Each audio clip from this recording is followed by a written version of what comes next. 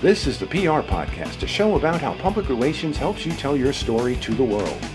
We talk with great PR practitioners who have the skills, creativity, and just plain savvy to get their clients noticed. Now here's your host, Jody Fisher.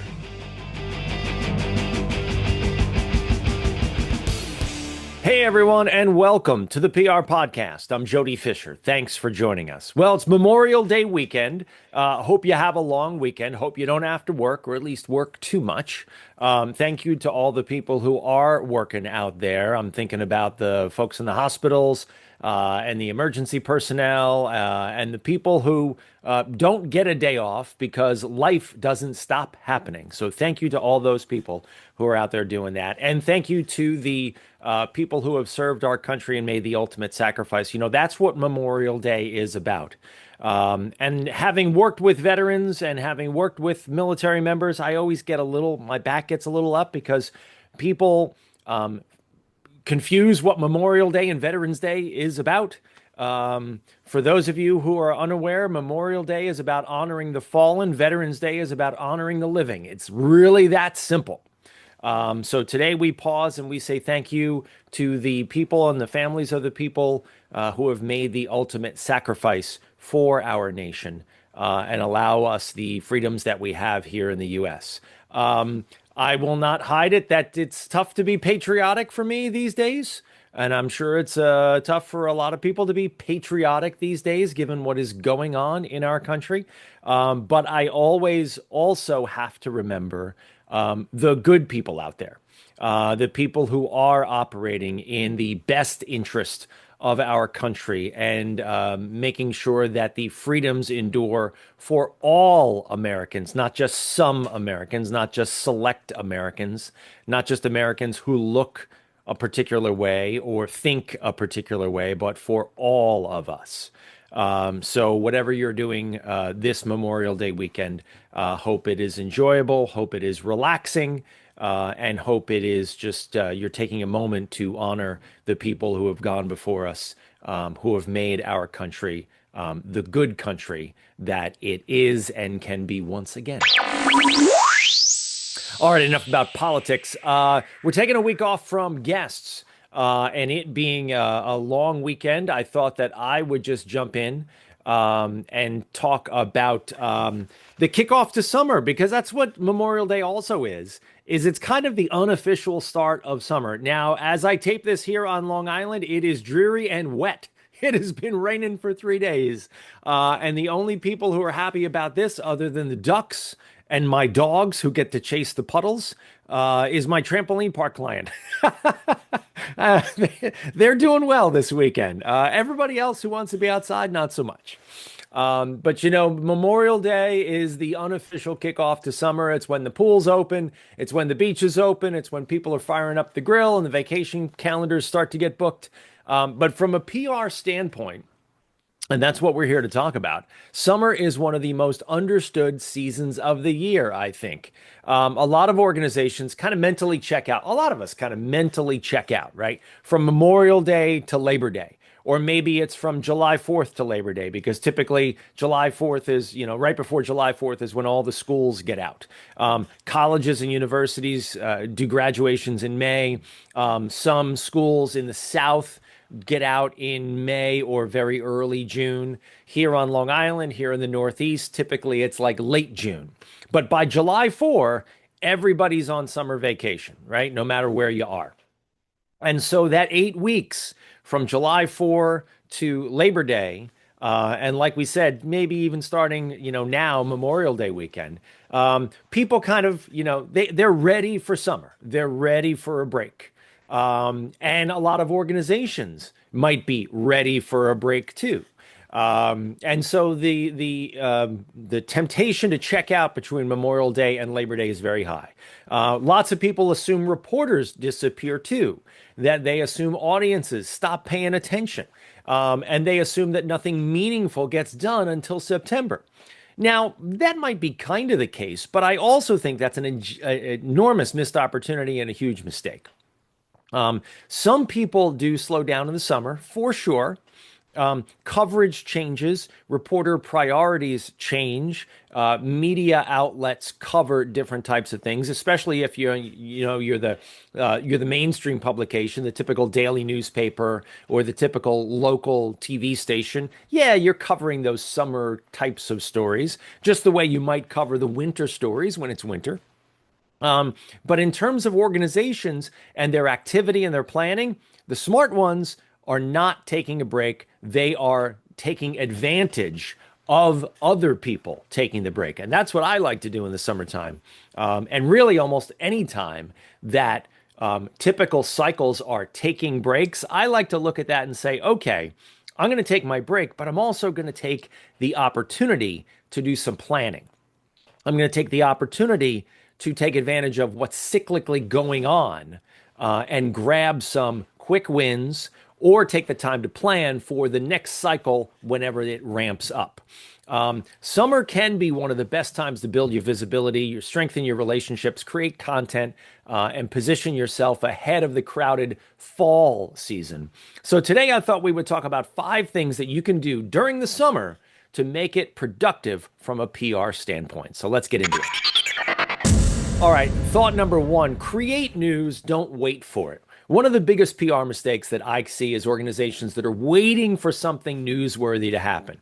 Now, don't get me wrong, all of our PR strategy calls incorporate a conversation about what are you doing right now? What's happening right now that's newsworthy or that we can turn into news or we can make into news, whether it is something to point a camera at like a press conference or an event, an opinion piece that we can write, a subject matter expert we can pitch to be part of a larger story. But summer is the perfect time to stop waiting and start creating. You can launch a campaign. You can host a community event. You can celebrate an anniversary. Those happen all year round. You can release data if you want to. You can do something that's visual and engaging as long as it's in context with the summer, right? The organizations that win media coverage are usually the ones that are creating the activity. They're not waiting for reporters to discover them.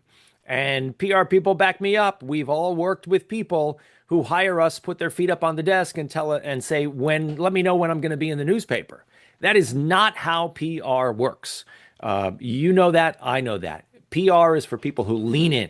It's for clients who are engaged. It's for people who want to take advantage of things and want to find the biggest megaphone or bullhorn that they can find and shout their news from the mountaintops.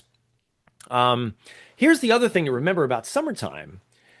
Reporters are people too, and they take vacations too. And there's often less competition for attention because lots of organizations go quiet and lots of reporters shift their attention, right? So you're looking for opportunities in the summertime. Let's talk about some practical things that you can do, right? You can launch a seasonal campaign or initiative, or just do some kind of a fundraiser or community event, right? Something that makes sense around an anniversary or some kind of program that you're running, some kind of effort that you're running. Nonprofits do this really, really well. You can partner with another organization or a nonprofit. I just had a nonprofit client of mine do a partnership with another nonprofit, turned it into a great story. You can spotlight employees. That's the big overlook, I think, in news is spotlighting employees. And every local newspaper in the country has some kind of column about winners or awards or notable things that are going on with people who have achieved things. Not the big feature piece. I'm talking about the recurring column in my local newspaper. It happens on Sunday. It's literally called the winners column. And it's a feature story and 2 other smaller ones. It happens every Sunday.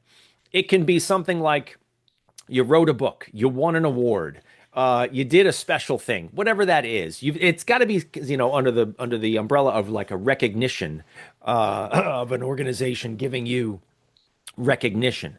But those are really spotlighting employees, so easy to do. And I think so many organizations overlook their employees as a source of news and information. You can also, ramp up your social media, or at least ramp up your social media content creation, or even your strategy planning, right? You can do some behind the scenes content. Maybe there's something visual that's going on that you can shoot for social that might also turn into something that you can send to TV. Don't forget that in summertime, again, when reporters are on vacation, fewer reporters to go around, fewer cameras to go around. TV doesn't take a break. The machine keeps churning. They need content. So if you put together a good story and you shoot it yourself, it's well shot, it's well lit, it's well mic'd, it's TV worthy. Send that to your local TV station. Give them the opportunity to run something that is legitimately newsworthy that they don't have to go out and collect themselves. Your local news desks will appreciate that.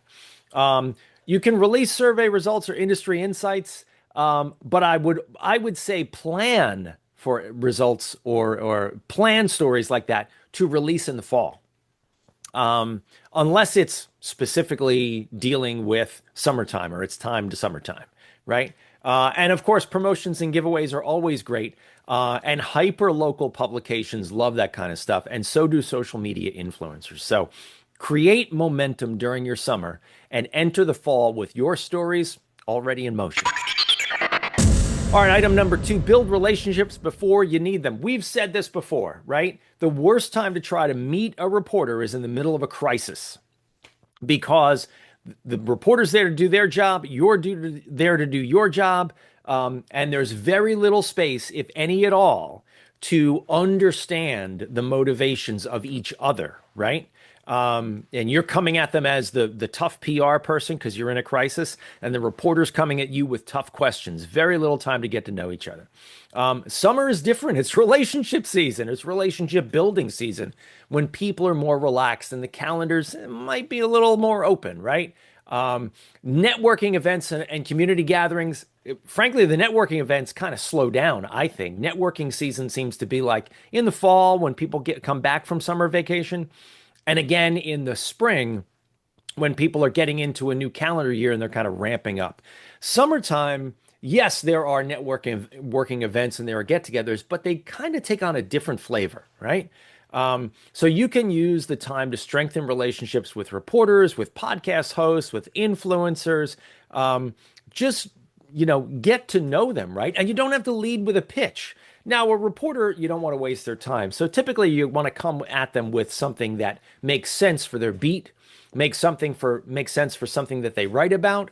But it doesn't even have to be a pitch as much as it can be, hey, I'm working with this new client. Or, hey, this client has unveiled this new thing. Or, hey, this client is talking about this. Would you be interested in chatting about that, right? It doesn't have to be as hard-nosed as a pitch. You can schedule a coffee meeting. Yes, reporters don't have time to just run out and have coffee, but occasionally they do. And they really appreciate the informal catch up, the informal sharing of information, letting them know, hey, here's what I'm working on, just in case this is interesting to you. I send emails to reporters all the time. Whenever I get a new client, I say, hey, I'm working with this new client. Here's what they do. If this ever crosses your beat or your desk or whatever, let me know because I'm there. Many times reporters don't reach out to you simply because you are not on the tip of their tongue. And a big part of what we do as PR people is put our clients on the tips of reporters and editors and assignment producers' tongues. You can invite media to meet with those clients if you kind of get there, but you got to open that door first by letting them know you're working with a particular client, that this client is working on a particular thing. Like I said, it doesn't have to be a straight up pitch. It can just be an idea. Hey, this is what they're doing right now. If this interests you, let me know. And there are a ton of other ways to kind of informally network with reporters, with editors. Just make sure that you are giving them information that is, even if it's not necessarily actionable right now, which I always like to do, at least it's relevant. Makes sense to what they're doing, and make sure that you are giving them value so that your email does not end up on the blacklist. But there's no doubt that good PR is built on relationships long before you need the coverage. And when September arrives, if you do some work on this over the summer, uh, when September shows up and everybody wants attention, reporters will already be familiar with you, and they'll be coming to you first. All right, item number 3, stockpile your content. Summer is the time to do some of the, in the trenches work, the stuff that doesn't immediately make air or doesn't immediately end up as a pitch, but becomes the stuff that you rely on throughout the year. The first thing I think of is the B-roll file, right? Every client that I have, I shoot a B-roll clip for them. It's basically about 2 minutes worth of video of maybe their buildings, their physical plant. And let's use one of my clients, a college or university, as a good example. I have a B-roll clip of this college, of this university, local here on Long Island, and it's just shot after shot after shot after shot of their buildings. Or maybe it's move-in day and people walking back and forth.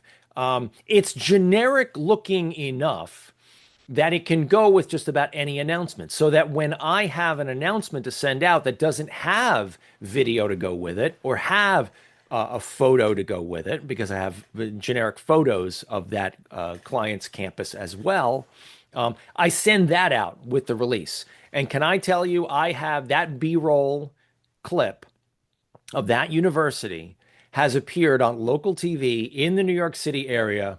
I'm going to throw it out there 25, 30 times in the last 2 years, right? Because every time I put a release out for that client, for that university, and it doesn't have any video to go with it, I send that B-roll clip with it. They use it. They use it all the time. Use this time to create those clips, to go out and do a photo shoot at your clients' places of business. And it's simple. Get their sign, get their front door, get their building, get their people walking back and forth. Put a bunch of people in the conference room and just have them, pretend to have a meeting and shoot a bunch of different angles of them. Simple things like that you clip together in a 2-minute B-roll reel can really help you as you move through the rest of the year when you're sending out news on their behalf and you don't have a video or any kind of visual to go with it.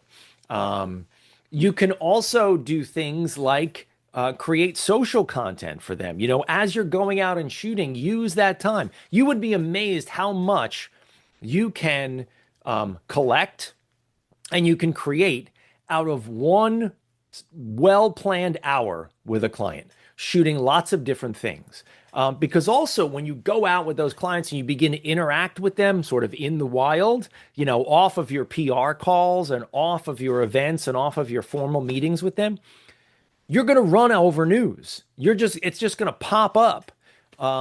So go out there and talk with those people, do all that shooting, and then begin collecting new ideas. You'll come up with podcast episode ideas. You'll come up with social media ideas. You'll come up with blog post ideas. You'll come up with all kinds of content, and you might even come up with a really awesome pitch. So go out there and do that photo and video shoot. It can fuel months of your marketing content, months of your PR content, and collect that stuff, put it in the library, and get new ideas for what you're going to do throughout the year. Number 4, prepare for fall before fall arrives. Well, we kind of already said that, right? The smartest PR teams are already thinking about September right now. Fall gets here. I'm not trying to rush summer. I love summer. It's my favorite season. And I wish summer would last forever. But the reality is we've got about 8 to 10 weeks of summer. So use that 8 to 10 weeks to do a combination of things. Absolutely take your vacation or slow down or recharge. Do the client work you need to do, but also be preparing for what you know is going to be coming. Fall gets crowded fast. Back to school season, conferences and fundraisers and holiday previews and big announcements. And everybody comes back from Labor Day weekend, from summer after Labor Day weekend. And they go, we got to do all this stuff now, right? It's without fail. Every single year that happens. So get ready for it. If you know it's coming, get ready for it. Get ahead of the fall rush now and take the time that you need to get ready. I mean, it's simple things like updating your media lists, right? You can update your boilerplates. Oh my gosh, right? Updating, like we said, the video and the photo files, creating a calendar. Maybe you're creating whether it's a social media calendar or an editorial calendar. You can also be looking at the editorial calendars of the publications you want to be in. Planning that out, say from September to December. We're going to do this, this, and this. You should be doing that throughout the year, but summertime is especially a great time to be doing that. Obviously, pitching far out, whether it's podcasts or whether it's outlets that have longer publication horizons, weeklies and monthly, not weeklies, but monthlies, right? Or quarterlies, right? Be looking ahead. I mean, I've got one publication locally here on Long Island that has a 9-month horizon. In other words, I've got to be pitching a story that's going to be relevant 9 months from now. That's like nuts, right? Like, what is 9 months from now? 5 plus 9, oh my God, is 14. Minus 12 is 2. We're talking about right now, I need to be pitching stories for February and March of 2027. And it's May 2026. That's the kind of advance vision you have to have as a PR person if you're trying to get into a specific publication. Recognize that there are events coming up too. Be planning for those events. Like I said, September rolls around, everybody comes back from summer vacation and just absolutely crashes out because they need to get everything, they feel like they need to get everything done right now.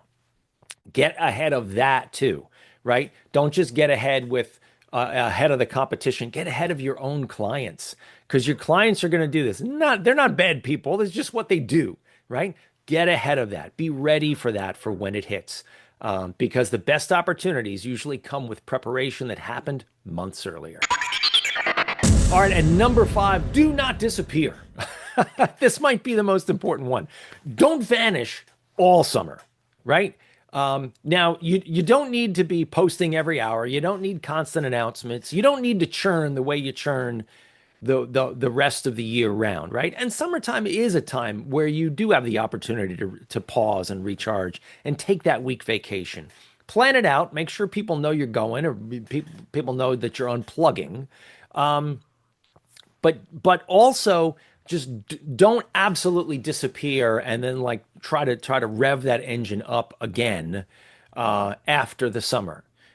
Stay consistent on your social media. Stay consistent with your reporters. Stay consistent with your blog posting and your other pitching. Don't just unplug and have people go, where did he go? Where did his clients go? Right? I haven't heard from his clients in a while. He must not be working with them anymore, or they must not be doing anything. Right? I mean, you can do things like repurposing old content on your social if you need to. If you're trying to unplug and you're either not motivated or you don't feel like doing it or what, grab some older stuff, freshen it up a little bit, repost it. I mean, social media gurus say that all the time, right?